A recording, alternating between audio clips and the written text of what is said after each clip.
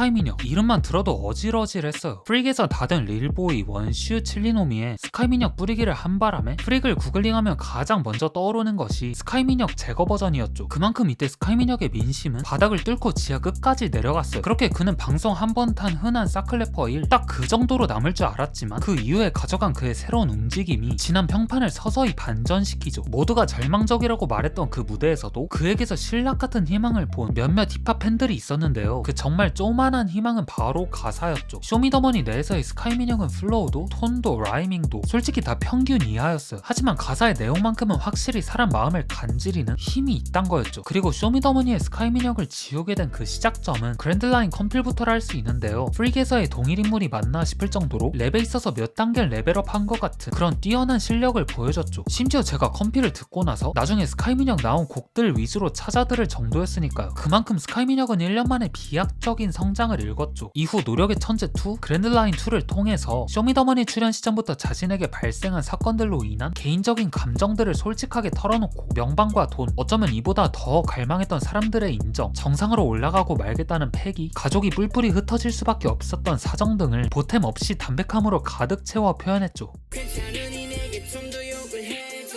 저 새끼 꿈도 야무지단 말을 해줘.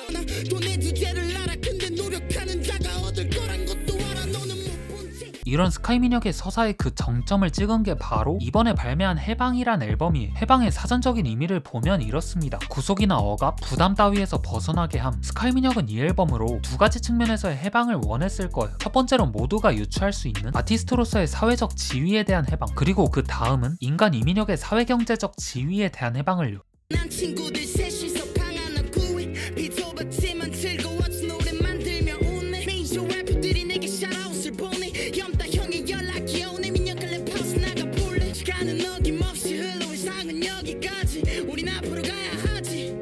더 가야 하니. 노래 제목에서부터 알 수 있듯 14-23은 스카이민혁의 14부터 23까지의 서사를 5분 27초 만에 담아낸 트랙이에요. 드럼과 피아노 멜로디로 구성된 간결한 비트 위에 어쩔 땐 음이탈이 나기도 하고 침 튀기는 소리가 고스란히 담긴 랩이 마치 응어리진 울분을 토하는 것처럼 들려가지고 앨범의 초장부터 하여금 몰입감을 배가시켰어요. 거기다 깔쌈한 기승전결로 이어지는 스토리텔링과 후반부로 갈수록 절정으로 치닫는 스카이민혁의 뛰어난 연기력도 한몫했죠. 이처럼 다량의 정보를 긴 시간 동안 푸는데도 전혀 안 지루한 이유가 여기에 있다 생각합니다. Yes sir. 그래 이거지. 내가 가는 길은 나와 있어 비야지. Fuck your fam. You 비켜. 웽웽 대지 말고 뒤집자. 힙합밸리가 주관하는 컨텐츠인 슬라피에서 먼저 공개했던 식사, 감정을 꾹 눌렀다가 폭발시킨 앞선 트랙과는 달리 도입부에서부터 분위기를 턴업시키는 곡인데요. 한 단어로 요약하자면 존나 뱅어죠. 특히 첫 번째 벌스에서 훅으로 넘어가는 구간은 스카이민혁의 랩 디자인이 정말 많이 발전했단 걸 확인할 수 있는 구절입니다. 시간에 랩을 얌전히 뛰어넘었네. 다버린 번내 한번에 다 내면은 10번째 이제 10세. 스카이민혁은 이 트랙에서 자신의 실력에 대한 스텝업을 말하고 있죠. 박치로 낙인 찍힌 3년 전과 달리 이젠 기술적인 영역에서 눈에 띄는 성장을 했음을 스스로 그리고 장르 팬들도 인정하고 있다면서 그렇게 이 노래 안에서의 스카이민혁은 가사에 합당하는 확장된 랩 스킬을 과시하죠. 복합적인 라이밍과 풍성한 플로우 그리고 박자를 쪼개며 들어가는 타이트한 랩은 가사의 설득력을 높이는 퍼포먼스였어요. 마치 팔문 개방을 한 것 마냥 스카이민혁의 모든 걸 쏟아부은 느낌이었죠. 또한 자타공인 국힘 랩도사 쿤디 판다 선생님을 피처링으로 모신 것도 이 트랙이 갖는 의미와 상징성을 드러내는 하나의 장치로 활용했다 할 수 있겠네요. 내 살아 아버지처럼 내 방식 아버지처럼 받아 내 아버지 열정 꿈이 커 아버지처럼.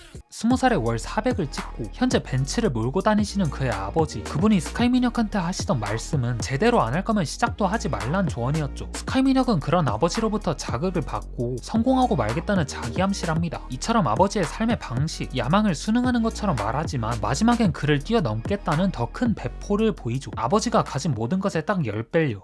Everything 좋았지 이제 입장은 반전 시체로 발견된 네 crew break 깃발을 박아. 쇼미더머니에서 꾸준히 올라가는 순위와는 다르게 박살나고 있던 스카이민혁의 평판, 그러나 이런 그에게 먼저 손을 내어준 유서 깊은 레이블 그랜드라인. 이 트랙은 당시 자신의 동아줄 같았던 레이블이자 현재는 XXK란 이름으로 다시 뭉친 이들의 단체곡이죠. XXK의 전신인 그랜드라인은 스카이민혁의 성장의 주춧돌이 된 레이블이니만큼 여기서 그는 팀에 대한 무한한 애정을 보냅니다. 그러면서도 팀의 레벨이 현재는 어벤져스급은 아니고 가오갤 정도 되는 것 같다고 표현하는 구절은 스카이민혁의 재치와 메타인지 능력이 돋보이죠. 그리고 이 노래는 원래 신에 대한 신랄한 비판을 가하는 현주소와 내 방에서 나가 사이에 낀 트랙인데요. 비슷한 주제를 가진 두 트랙이 연속적으로 나오면 듣는 입장에선 좀 루즈해질 수 있다는 점을 고려해 스카이민혁은 이 두 트랙을 잠시 환기시키는 일종의 인터루드로서 이 노래를 배치했다 할 수 있겠네요.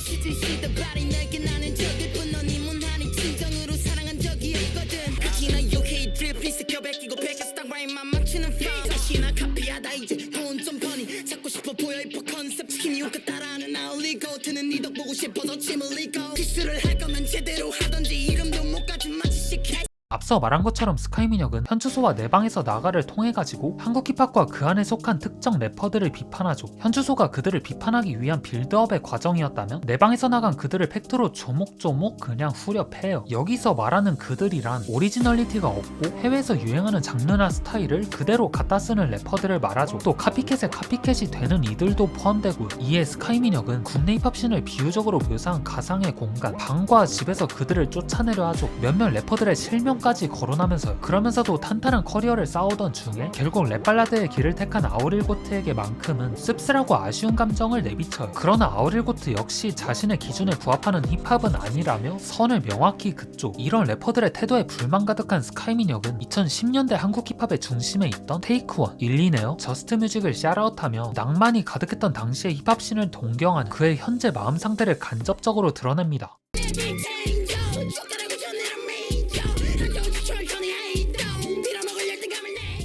과거 다수의 래퍼들을 상대로 한 디스로 인해 스카이민혁은 많은 여론을 등진 적이 있습니다. 하지만 앞서 언급한 래퍼들을 적으로 단정지은 현재 그는 여론의 분위기가 어떻게 되던 간에 할 말은 해야겠다는 식으로 스탠스를 취하고 있죠. 그래서 이 폭력적인 성향을 표출하기 위해 이번엔 뉴욕 드릴 스타일로 랩을 조졌고 그 위에 레이어드한 공포감을 조성하는 샘플도 정말 강렬한 인상을 남기기에 충분했어요. 첫 번째 벌스 중반부 중 하이톤에서 목소리를 긁는 로우톤으로 바뀌는 파트 역시도 이런 섬뜩한 분위기를 만드는 요소들 중 하나로 쓰였고요. 파이튼 곡의 컨셉과 알맞은 장르와 샘플링의 차용, 그리고 주제에 걸맞은 피처링 게스트, 이러한 요소들의 결합은 스카이민혁 자신의 주장의 타당성을 높이기 위한 고민과 노력의 흔적이라 할 수 있죠. 부자들의 발끝도 못 가거나 실패한다면 나 같은 애들이 꿈이란 걸 제대로 가질 수 있을 것 거야. 스카이민혁의 해방에 있어 그 종착진 뭐니 해도 머니, 경제적 해방이에요. 임신 중인 어머니 옆에서 담배를 피는 고모, 원비를 낼 수 없어 유치원에 가지 못한 동생, 곰팡이 얼룩이 가득한 집안 벽지, 여자친구에게 매번 신세지는 남자친구. 스카이민혁은 아버지가 떠난 지금 한 집안의 가장으로서 몇 대째 내려오고 있는 가난의 대물림을 본인 세대에서 끊으려 하죠. 그 해방의 날을 맞이하기 위해선 두려움도 육체적인 고통도 싹 다 감내할 준비가 되어 있고요.